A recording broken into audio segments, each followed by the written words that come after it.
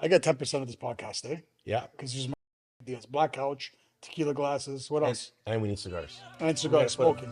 It's lonely and cold. I can do it right now. I'm in my car. This world out here is so lonely and Are cold. we gonna go play golf after this? Huh? Well, I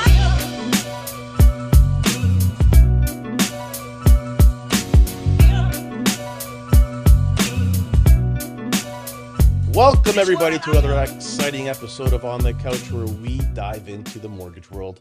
Today we're gonna have a special guest, and we're gonna talk about whatever the we want to talk about. I guess I'm your host Johnny Supa, and we're here with David Caruso. and today we got David Caruso. David Caruso. Dave. Hello, David. Gentlemen, pleasure. Nice to have you on the show. Well, listen, it was a pleasure for you guys, to be invited as your guest. Yeah, Honorary guest, I was told. it is very honorary. Yeah, definitely.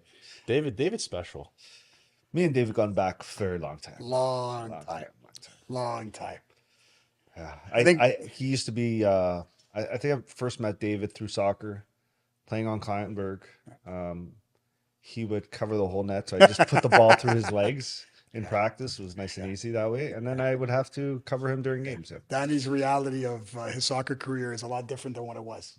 What he thinks of what it was. I think that's all of us. Yeah, yeah. I We were kids. I think we were actually playing on different teams when we first met. I believe, if my I had a problem. memory. I scored on you. That's No, what I happened. don't think so. And then Clantenburg approached me and was like, "We need you on our team." So. And they gave you a big contract and everything. Yeah, that's why he's here Yeah, on the podcast instead of playing soccer. having you as a guest. Yeah, no, but joking aside, we've known each other for years.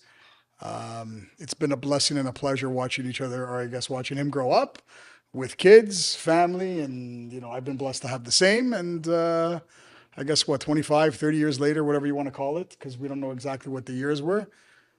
We still get to 25 be years. friends, It's gotta be and more than 25 more than 25 years. I think we're It's amazing. yeah, Yeah, that's a lifetime, man, in jail.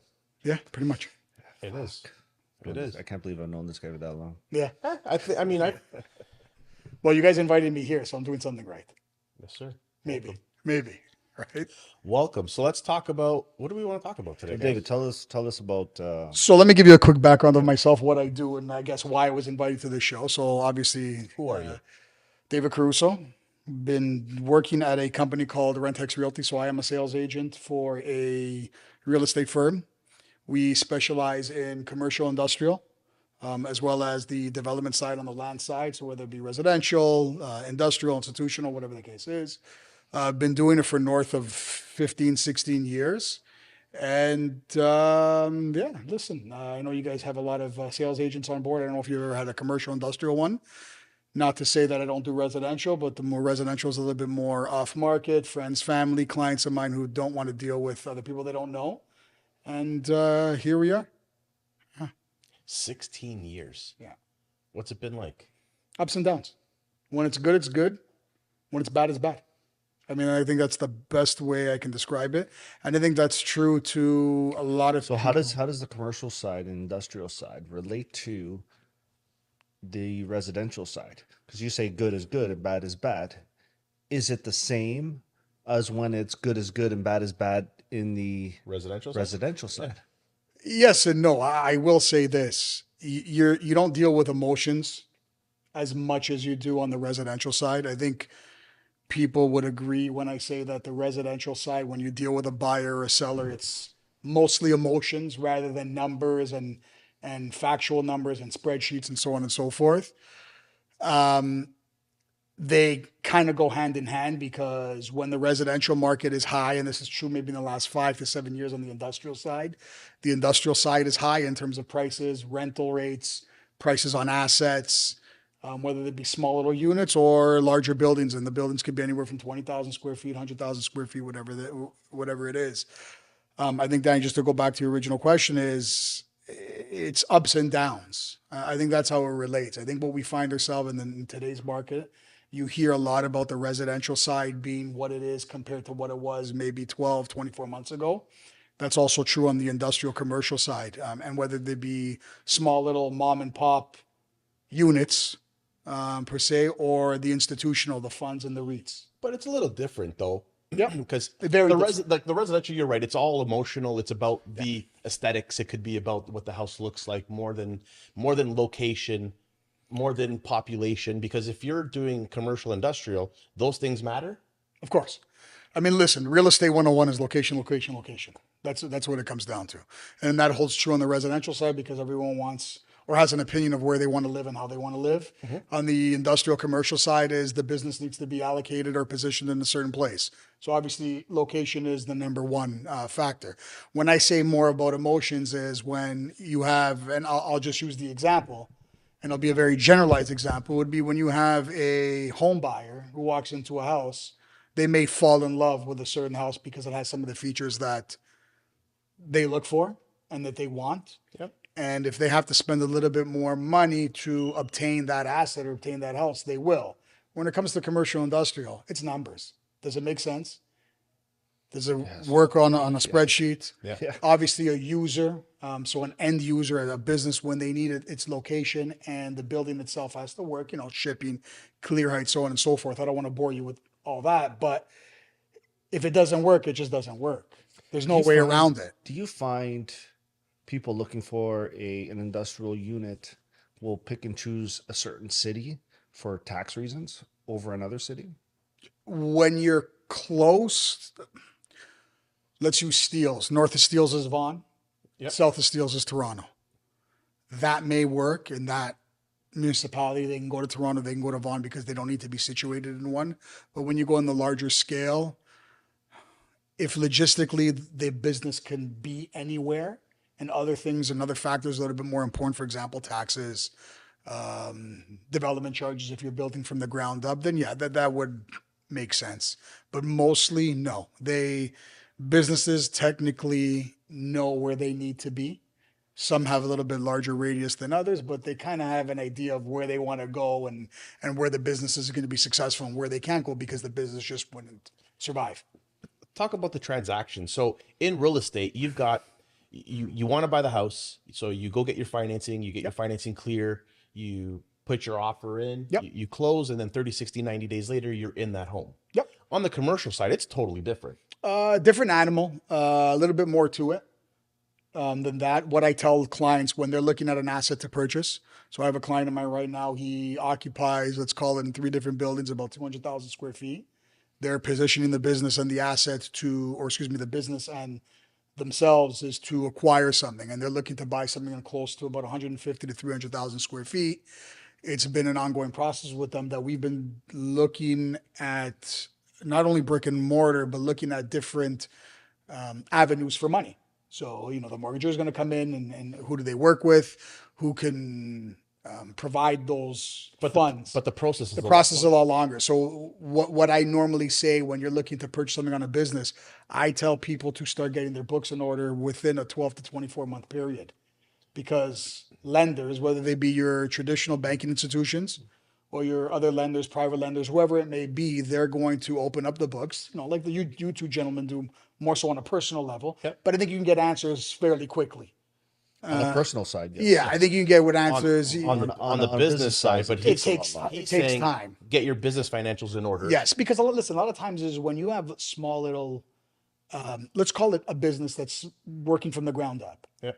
Normally what happens is they're in a smaller space. So let's call it a 2,000 square foot unit. And if they're positioning the business for growth and whatever that business may be, they go to 2,000, 10,000, 15,000. As the years go by and as the business scales and gets larger, they need to house that asset somewhere.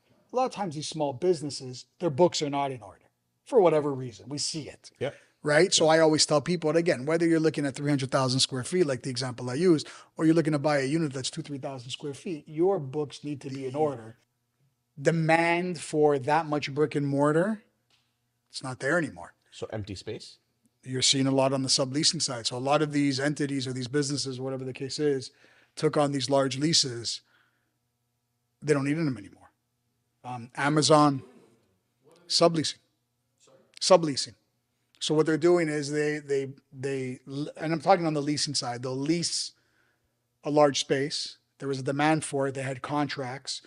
Not to get into specifics in terms of someone's business model and how they handle it within the business, but they needed the space. That demand is no longer there because they don't need the space. Now, there are some businesses and very reputable ones that scaled and scaled properly and obviously took on a lot what they needed. Yep. And there are those that needed it. And I don't want to call it short-sighted because I'm not going to comment on someone's businesses that I don't know. But there are instances where someone was so short-sighted or a business was so short-sighted that they took on more than they needed because the idea was growth, and then the growth just didn't happen because the need for that business wasn't there any longer compared to what we are today. Saying that, the market, the environment that we find ourselves has completely changed. And that's across the board. And that's when we talk to individuals, that's more so on the residential side. So I know when you have real estate agents here on the residential side, I think the number one thing they'll say is the environment has changed and there's a disconnect between buyer, seller, tenant, landlord, so on and so forth. Let's talk about the sales guys on the transaction. So Yep. when COVID came around, everybody wanted to become a realtor. Yep. It grew Yep. dramatically. Yep. Same thing on the We're going to commercial veer into a conversation that I'm going to be very transparent with side? because I I'm love in it. the business. I love it. Okay. So on the commercial side, did the same thing happen? Did you guys see more No. agents? Different animal. What we seen though was residential agents trying to do commercial. And when I say trying, I don't say it in a negative way. There are agents who do both and are very successful.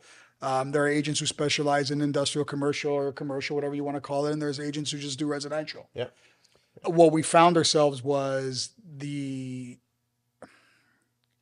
agent who specific in one was trying to do the other. And some can do it and some do it very successfully and they're very good at Then what they how do do. you find out? if You just know wanna right off the try? bat. As an agent, I'll know right off the bat just how the conversations, what they're asking. They're not in tune with the market. They don't understand it. I can give you one little example. I had an agent from a large brokerage. And again, when I say large brokerage, it doesn't mean that that individual is good at what they do. And listen, everyone's side note, everyone has an opinion on people. 100%. I'm sure there are people out there that may say some things negatively about me or how I handle the situation. What I can say with a straight face and very transparent is I've been doing this for not too long, but not short of a time. It's over 15 years. That's a long time. That's a very long time. It's a long time. My name is my reputation, and I continue to do it. And I'm very open and with clients, whether they're the buyers, sellers, tenants, landlords, or whatever the case is. And my reputation is what it is, and people call me. And I continue to work with them. I have long-lasting relationships, and off we go. But again, going back, I had an agent give me an offer in a small little unit that one of my clients holds that I had sold him when we went through a condo registration. We had purchased the three larger buildings and condoed them. And he gave me an offer that was less value than what we seen in 2016. And this is 4 months ago. And his response to it, when I called him and I said, how did you come up with this number? Mm-hmm. Let me help you and direct you the best way I can. His response was, well, I did comps, which is comparables. Yep. And I pulled out a unit that was sold back in 2018. And this is what we think it's worth. And I'm like, well, it's 2024. How can you justify this number? And the problem with that is he's doing a disservice to his client because his client will never now buy an asset at what he's looking for because in his client's mind, this is what the value of the property is. Yeah. So if he I see came, that. right? So he can never now, the agent can never justify to his client to say, you have a business, you're trying to buy something he was an end user, by the way, he needed the unit for his business. The value, what you're looking for is between, X and Y. I'm giving you advice to go in at A and B, which those numbers no longer exist in the marketplace. False hope. False hope, because now he's going to look at everything that he sees with a valuation that doesn't exist. Like, I mean, commercial is a different beast. Like that, like, I get And- residential, you're buying it long haul. It's a family home. You're staying there. You're going to build your family. You're buying because of the school. Commercial, like he talked about earlier, you're building this because you want to build asset worth. Yeah. That's a different animal, is it not? Like when you're talking that type of investment, a business financials are buying that asset. It's not, And listen, there are companies who buy all their assets that they call home for the business of, and then there's companies who don't buy anything, they lease because I would rather lease. Yeah. yeah, their business model is what it is, and they would rather put capital into the business rather than into the brick and mortar. And there's no right or wrong. I mean, every business and every entity is different. So what do you find right now? Are business owners buying more or are they leasing more right now? The problem right now, and I'll generalize, is access to money, as you guys know. Yeah. There's no harder. access to money, so it's harder. harder to get money. Yeah. But how far are you going in depth in financials than you if you wouldn't dive like I think as a commercial and I don't know this, but answer it Yeah. for me. As a commercial realtor, I think I as a person as the sales rep would dive further in understanding business financials and assets and net worth. Of course. More than I ever would if I was a real estate agent getting into the mortgage side of stuff. Like let the mortgage person understand mortgages, but if I'm you, We're very hands-on. Most. like you're talking to a person about the investment, the return, the ROI, the Well, that's square- that's a different animal. That's an investor. So whether the investor looks at residential, and you're not buying residential for a rate of return, you're always buying for the influx of the value. So you buy it today, it's worth X, and then tomorrow it's going to be worth Y.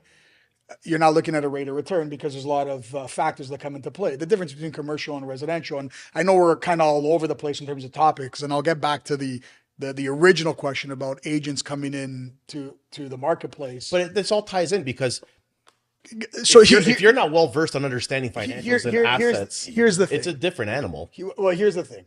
To the original question, is there been an increase of agents? Absolutely. Guys, our industry is shit on across the board. People who are not in our industry shit on agents because they say two things. They say we do nothing. And I think this more applies on the residential side. On I the think residential side, 100%. right? And they get paid too much. So you sell something and you make X. And I agree to an extent. So I agree because there was a time on the residential side when everything was selling. You put a sign outside the house and it sells. Now, there's a lot that goes into an agent listing a house, for example. But there's also agents who shouldn't be giving people advice on A, the biggest sale of probably their life, or B, the biggest purchase of their life. We're not talking about, $100, 200,000. Yeah. We're talking about millions of dollars, especially We see it here on the mortgage side too, man. Right. A lot of agents came in, and to be honest, I don't think you should be no, coaching Somebody someone on finance. No, finances. I see it. I've seen it. It's prevalent. I understand when, for a better choice of words, again, that agents get shit on by the general public in a lot of ways in terms of they make too much money, they don't do anything, so on and so forth. A lot of times it's true just because the amount of agents that we have and the amount of agents that are good and are educated enough to give people advice is very small in comparison to how many agents that are licensed. And I think that the root of the problem is, it's too easy to get a license. We say the same thing. It's way too easy to get a license. Well, it's a lot Right. harder to get a real estate license than it is a mortgage license. I think it should be the Yeah, other and way. I think listen, I did the correspondence course. I'll be very transparent with you. I did a correspondence course. I applied for it, or I signed up for it. I paid my due. Yeah. I did the first course. I wrote a book. I read a book. I did the test, passed. Then I went to my course 2 and my course 3. And my course 3 back in the day, and again, I'd be lying to you if I told you exactly what it was now, but I had to do a week of in class, which was almost like when we did our driving test and we had to do the in class. Useless. We're there, and you just have to be present. Yeah. Show And up. you have to, got to show up. You got to be there for the attendance, and then you write your exam and you pass.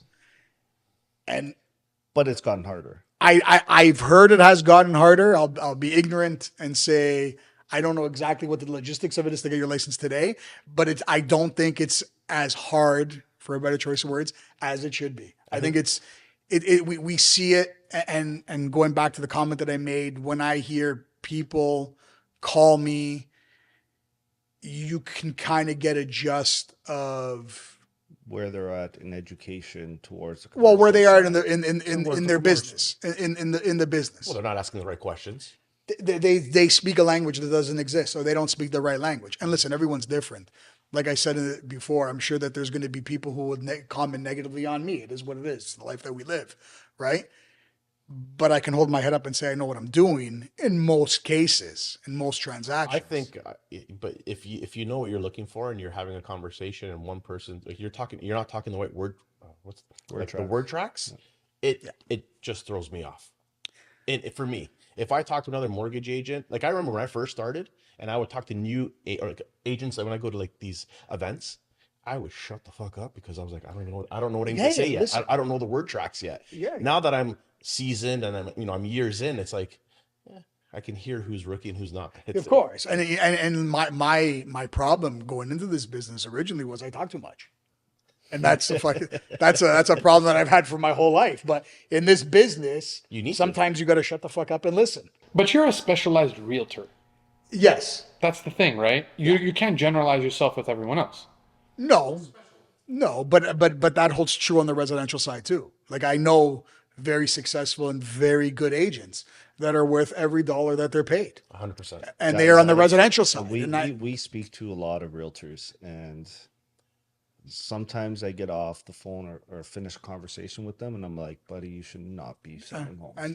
and listen, it's true to a lot of careers and different businesses or whatever. It's It's everywhere. everything. I think it's across the board. Like we say it about, mortgage agents, insurance agents, school teachers. Like it's prevalent in a lot of that's true. different careers. The problem, and I think that how it's been so loud with agents is because the general public, and again, I'll say it again, is they look at agents and they look at it as a career that's easy. And it's not easy. It's not, but it's It can be but it's in the spotlight. Of course, Like, because every- everyone, listen, everyone needs a home. Everyone, whether the capacity of they're going to rent, they're going to buy, whatever the case is, whether it's in Toronto, Vaughan, Nova Scotia, wherever it may be, everyone, the goal is to obtain something to house your family, But right? it's easy to showcase. Of course. You can showcasing a home is easy. You can't showcase being a teacher. You can't showcase being an educator. You can't showcase being maybe coaching, yes, a little bit, but a mortgage agent can't showcase mortgages. It's hard to do that. You can't. Yeah. There's no spot, like there's no tangible product to show. Well, the residential side is social media is huge. Yes. Which is why. And how many industrial, commercial land agents do you see doing that? Yeah, you're not going to walk into this. No, this but unit. it's just We have a not. 40-foot dock door. Yeah, it's not now. Kind of steering to another conversation, to another topic. It's something that I've looked into in terms of opening and opening doors that otherwise never existed in our capacity. If because you could figure something out there, like you might have something. you may have Nobody something, else and is I looked into it. So a couple people in the office as well. We're looking into it. We're growing a social media presence that otherwise we didn't have. And I say it because we didn't need to have it. When you're a residential agent and you're specifically obviously doing residential, you need it because everyone else has it. I've heard people say, "Oh, I hired this agent because I follow them on Instagram." Oh, I see it all the time. I'm good friends and I know Mark Salerno very well, and he's very huge, and I'll drop his name, and he's very huge in the social media. He was one of the originals to do it, and he keeps that online presence, and he's very successful at what he does because A, he knows his product, But he sticks. but B, to he his has thing. he sticks to Yeah, it. And my problem that I can foresee right now is I don't think I can stick to it because I'm ignorant to it. I don't do it. Right? So it'd be almost like another job, which it is another job. It is another job. Everyone Social says media is another job. It's like doing this podcast. right? You know? It is another job. So I think, like when I say different animal in terms of that agent compared to this one, they are. And I'm not saying one is more difficult than the other. They all have different challenges and the environment is different as a whole and per transaction. It's a different animal altogether. What else is a different animal? Yeah. You tell me. Danny, what do you think is a different animal? Every bottle of tequila. Every bottle of the tequila can deliver something either really, really good or really, really bad. Now, we have something very special right there. Yeah, I'm not even going to introduce it because I'm going to let David introduce this bottle. I don't know if I should be the one to introduce it either because I wasn't a huge tequila drinker. I started getting into tequila, so I got John to do it. This is the very first episode that we've ever done an unboxing. Well, first, we're going to give a shout out again to our special friend Dom from Connoisseur, Connoisseur, who is the importer of this spectacular tequila. It's probably on my top 2 list. Not even top 3, in the top 2. This is Cava de Oro. You're absolutely right. The box is like a tattoo that I would put on the inside of my leg. It looks absolutely fantastic. But once you open and you pull the bottle out. This gold right here. This is tequila. It's extra añejo. Is it marked? Remember those marks? It absolutely is. So, guys, We I've done learned my more about it. research about this, and every bottle of tequila is marked. It has to, or else you can't sell it. Yes. So we're gonna Isn't that retract true for every bottle of alcohol, or am I? for tequila. for They have tequila, NOMs and CRT numbers. Oh, okay. But one thing I do want to talk about. So we had a special that the last time I saw you was at that private dinner we had. Yep. So we had a private dinner at the what's it? I don't even know if it's called, if the place is called Connoisseur, where we had the I dinner. guess it's just their. It's their event space. So it's a private event space. Absolutely beautiful. If you guys want to book a private chef and a private dinner, Sorry, didn't I bring a full bottle here? we don't know what happened. I got a So, little thirsty. yeah. But what I do when we were there, they actually educated us on the bottle. And this top piece is actually the person who owns the bottle gets to have the last shot. So the person who owns the bottle, heard that. Yes. this is So that's you can drink that. that's the last shot. That's last That's shot. the last shot. That's the last shot. That I know from the bottle. Yeah. And the reason why I enjoyed this bottle is because, like I said, I wasn't a huge tequila drinker. It's still not, but it's sweet. So can I get some? Yeah. Yeah, absolutely, absolutely. You don't need my permission. So, okay, let's start with the bottle. The bottle is absolutely gorgeous. So, for Why don't you tell our guests first how we do our ranking? I will talk about it. So, every bottle of tequila gets rated from 0 to 10 Yep. on 3 categories. Category 1 is the appearance, category 2 is the price, category 3 is the taste, and based on the average score you give it, we have an average. We have yet to have, I think we have 110 on the show ever. Not perfect tens. Yes. We've had 10-10, but not all straight across tens. Okay, we're pretty close. To We're pretty close. 9.7 or something. 9.7 was the highest so far. And which bottle was that? It's on the list. Edition, which is also the same importer. So Connoisseur also imports that bottle. This bottle here is absolutely gorgeous. Like, I mean, that looks like a bottle of tequila. Out of 10. It's absolutely a 9 out of 10. The taste is 9.5. This is one of my favorite tequilas. We went through countless bottles that night. Yep. That was Yep. it was amazing. A lot of fun. So you're giving, and now, of course. The price, so this price is it's $270, $265 for the bottle. And I think it's worth every damn penny. So what are you giving it? So it's another 9. So this is a 9, and I'm gonna say 9.5 out of 10. I think you're nudging him on the number. Yeah, this I is think you're.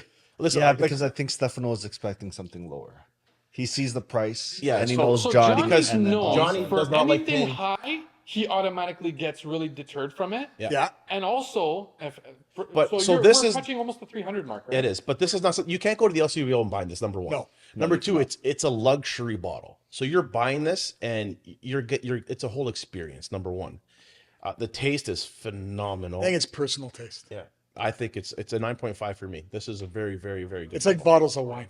you could like. So when we were younger, I remember we used to drink tequila like kids did. We would shoot it. Yes, I would never shoot And it. years ago, someone told me, because I stopped drinking tequila altogether, said you have to actually sip tequila. You enjoy it. Thank you. Mind you, there are tequilas where you cannot sip. Cheers. Yeah, you have Well, to. there's bad. Yeah. Cheers. Cheers. Right. Oh my goodness. Oh my goodness. Okay. Now, the one we had before was turpentine. This is like something I have to sit down and tip my hat to. Yeah, Smooth. So what's incredible. that? What's that note? Caramel. Is it caramel? Yeah. Yeah. It's a. It's a good. Oh please.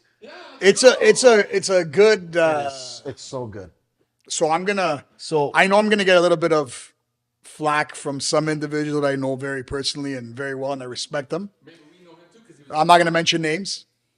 Okay. Well, we are now. I'm not mentioning any names.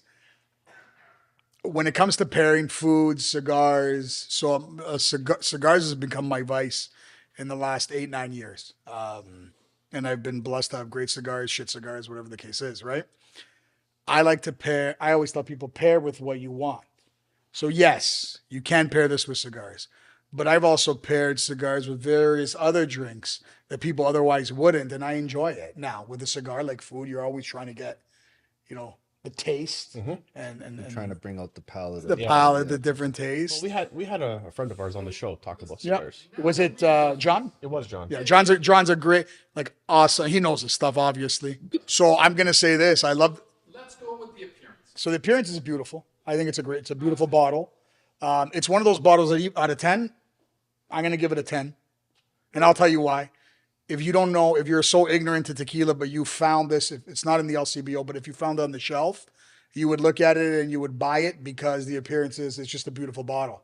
Whatever comes into that bottle is second nature when you don't know what you're buying. It's a beautiful bottle. The packaging is great, like John was talking about the box in itself, but the bottle, it's a heavy bottle. It looks like it's an expensive tequila, which it is for the price point. Beautiful Let's bottle. go right there. Price point. What are you giving it out of 10? Does it make sense? Yeah, and because things that are good cost fucking money. Yeah. So out of 10. That's the world we live in. Out of 10. The tequila itself, The price of the tequila. listen, we all want, a Ferrari for a Honda Civic price, but we don't want to do it. We can't spend it. But I'm gonna say to justify it, it's a 9. Okay. I'll justify the price for what I know of the bottle itself. And last but not least, even though I know what you're gonna say, flavor. For me, it's a 10 because I like the sweetness of it. So, Because for me, tequila, I've started getting to the tequila. This is an easy transition into tequila. It's smooth. It's got a nice scent. You can drink it. You can sip it. You can have more than one glass. Yeah, it's amazing. It's a beautiful drink. and now My opinion. we come to the last but not least host with the most. That is usually on point with this stuff. Danny, your take. This bottle, to me, I mean, it looks like a tequila bottle in the square look of it. I love the fact that they are different with the shot inside the inside the top. I would give it an 8 if it wasn't for the shot at the top, but with the shot, I'm giving it a 9. Whoa. Okay. That's for the look. Price wise. Price wise, the 265, and I'm going to judge the 265 based on other bottles that are in that range. And will I do this over the Don Julio or will I do this over the This one, Clase Azul. Clase Azul, there we go. Clase Azul, Yeah. Will I do this at 265? I think I'm going to reach over for the 265 before I do the Don Julio and that one. Yeah. Although this is a lot sweeter than those are. It is. It is a lot sweeter. Yeah. So this is a lot nicer to sip on. I think it's a very social tequila. Not that every other tequila is not, but All right, guys. So that's a wrap on today's episode of On the Couch. David, thank you so much Guys, for thanks being for a having guest. That was an awesome conversation. I loved it. We're gonna obviously have you back again because of David. Now he says we have to have new couches. yeah, you have to have black couches, I think. So we got to celebrate maybe on episode 100. Don't hold us to it because I'm going to hold you to it. I would love to be a guest on the 100th episode with cigars. Maybe you can bring John and John can supply the good cigars. Well, John was very nice to offer his location for us for Yeah. filming a set or two. yeah. So there's Yeah. yeah, So and that has some that's on Highway 7 and 27. So Yeah. I was part of that transaction Oh, very nice. with John. Yeah. Yeah. Harbor 20, right? Now Harbor 20. Yeah. Yeah. Yeah. So I mean that's not a bad idea. So we'll talk about that. But David, Gentlemen, thank you so it much. was a pleasure. That was awesome. Thank you for having me. Tell everybody where they can find you. So rentexrealty.com is obviously our website. Please, anyone looking for industrial commercial, whether it be on a small scale, large scale, whatever the case is, Purchase or land, lease. purchase or lease. We specialize in all, in every location. We don't just sit in the Vaughan area. We're pretty much across the GTA. And we've transacted. The business has been around for over 40 years.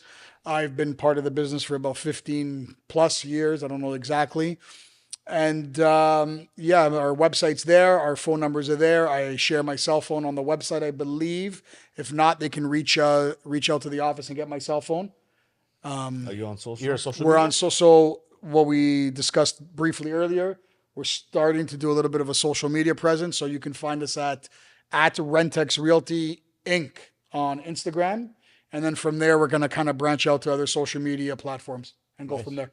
Very nice. Yeah. And they can find this episode on the Couch 23 podcast on All your streaming Instagram, platforms. TikTok, Spotify, YouTube. You can find us here at 12 Park Boulevard or at Your Nesta Financial on Instagram. And Mortgages by Danny C. Until next time, take care. If you have hair, brush your hair. and cold. Peace.